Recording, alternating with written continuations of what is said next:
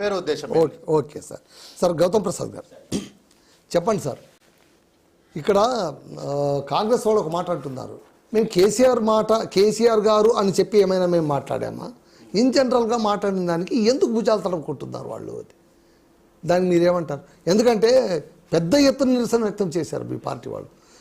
ఈ మాట అంటారా? ఒక ముఖ్యమంత్రి అనదగ్గ మాట్లాడినా దిగజారుడు మాటలు ఏంటి, ఏం కథ అని. అయితే తిట్టడంలో కేసీఆర్ గారు కూడా దిట్టనే కదండి, ఆయన కూడా బాగానే తిడతారు ఇబ్బంది లేకుండా. మళ్ళీ అలాంటప్పుడు ఈ నొప్పి ఎందుకు అని.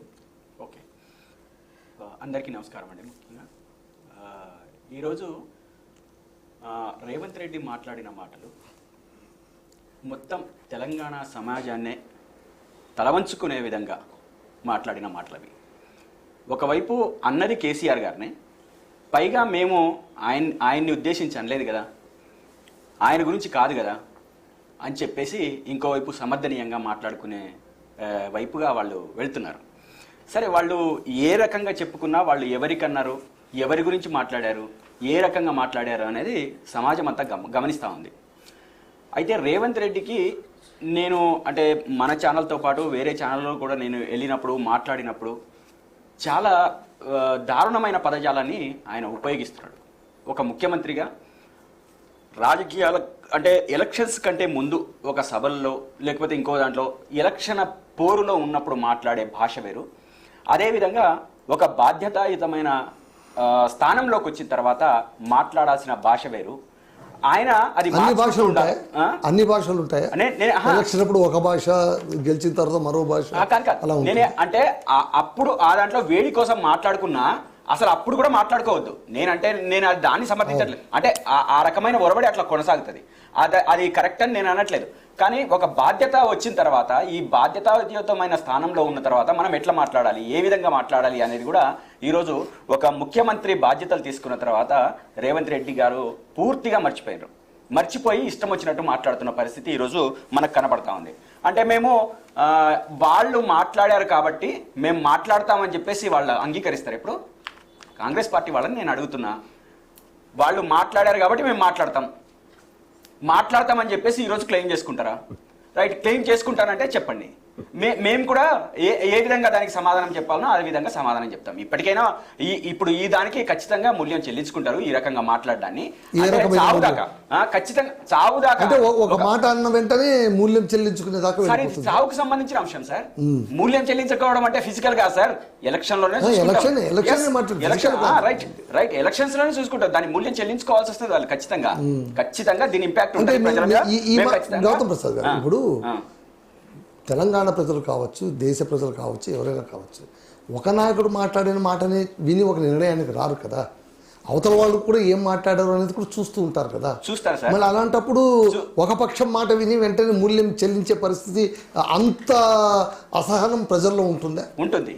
ఎందుకు ఈరోజు మొత్తం తెలంగాణ వ్యాప్తంగా ఉన్న పరిస్థితిని మీరు గమనిస్తే తెలంగాణ ప్రజల్లో చాలా తీవ్రమైన అసంతృప్తి ఉంది ప్రభుత్వం మీద.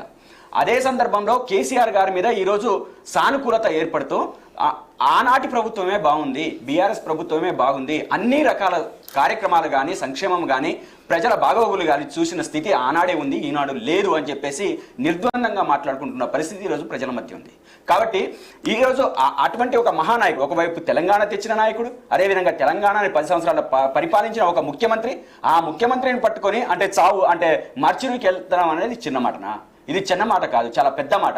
చాలా పెద్ద మాటని ఇష్టం వచ్చినట్టు వాగిన సందర్భం ఒక ముఖ్యమంత్రి స్థాయిలో ఉండి రేవంత్ రెడ్డి గారు అట్లా మాట్లాడుతూ, అదేవిధంగా అంటే వాళ్ళు మాట్లాడని భాషన మేము అంటే వాళ్ళ భాషలో మాట్లాడితేనే వాళ్ళకి అర్థమవుతుంది కాబట్టి అదే భాషలో మేము మాట్లాడుతున్నామని చెప్పేసి అనంటే, ప్రజలు ఏ భాషలో మాట్లాడుతున్నారు?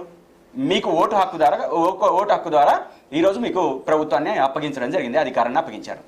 అప్పగించిన వాళ్ళకి రైతు బంధు కావాలని చెప్పేసి అంటే మీరేమన్నారు? మీ ముఖ్యమంత్రి ఏమన్నాడు? రైతు బంధు అడిగిన వాళ్ళని చెప్పుతో కొట్టండి అని చెప్పేసి అన్నాడు.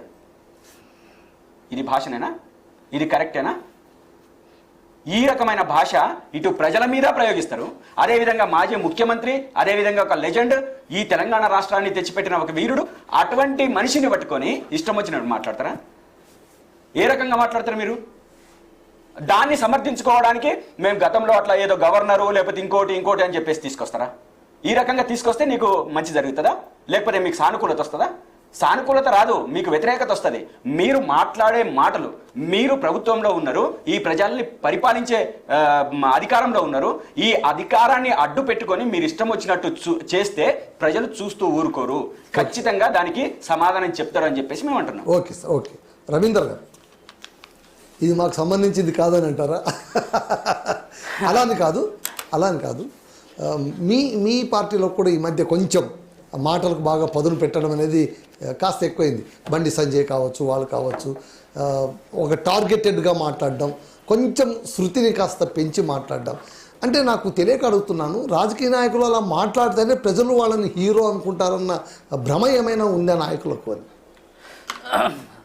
సార్, మీరు మొదట్లో అన్నారు ఇది మాకు సంబంధించింది కాదు అని. అంటే ఖచ్చితంగా ఇది మాకే కాదు, తెలంగాణ రాష్ట్రంలో ఉన్న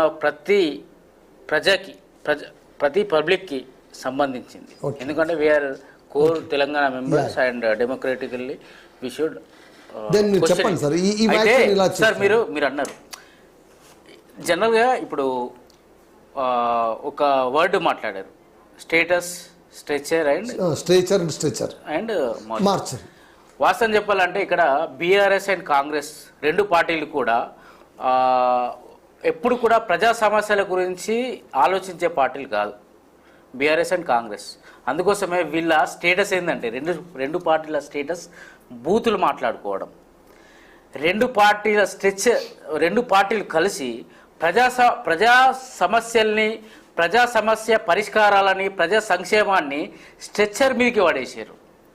ఈ రెండు పార్టీలు కలిపి ప్రజాస్వామ్యాన్ని మార్చూరికి తీసుకెళ్లారు. ఏం లేదండి. ఎప్పుడు కూడా భారతీయ జనతా పార్టీ భారతదేశం యొక్క ఒక సంక్షేమం కోసం, అభివృద్ధి కోసం భారతదేశాన్ని ప్రపంచంలో ఒక అత్యున్నతమైన స్థానంలో ఉంచడానికి ప్రయత్నిస్తుంది.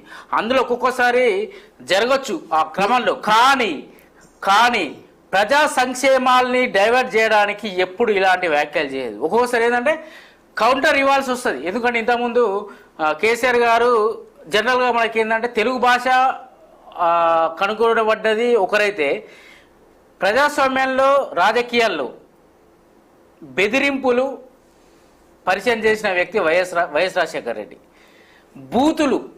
బూతులు పరిచయం చేసిన వ్యక్తి కేసీఆర్ గారు.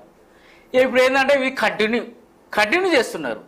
అదేంటంటే అంటారు కదా, సినిమా పార్ట్ 1, పార్ట్ 2, పార్ట్ 3, ఇది పార్ట్ 2, పార్ట్ 3 నడుస్తుంది.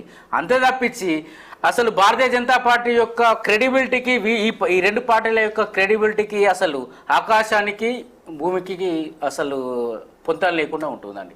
మరొకటి, వీళ్ళు ఎందుకు మాట్లాడుతున్నారంటే, ఈరోజు చూసినాం మొన్న ఎమ్మెల్సీ ఎలక్షన్స్ అయినాయి. ఆల్మోస్ట్ 3 సీట్లకి 2 సీట్లు గెలిచింది. ఈ రెండు పార్టీలు అంటే ఇప్పుడు